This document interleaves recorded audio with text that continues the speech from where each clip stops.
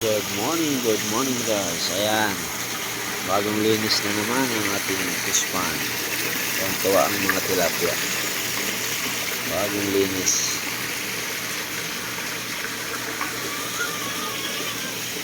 Meron tayong total na siyam ngayong araw.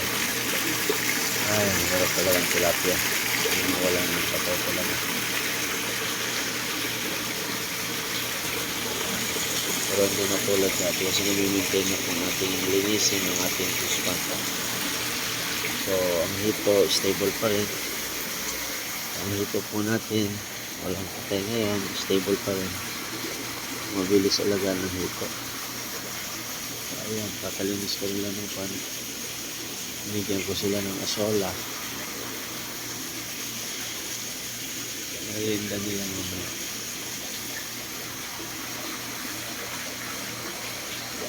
Alright. That's all for today. Bye-bye. Good night.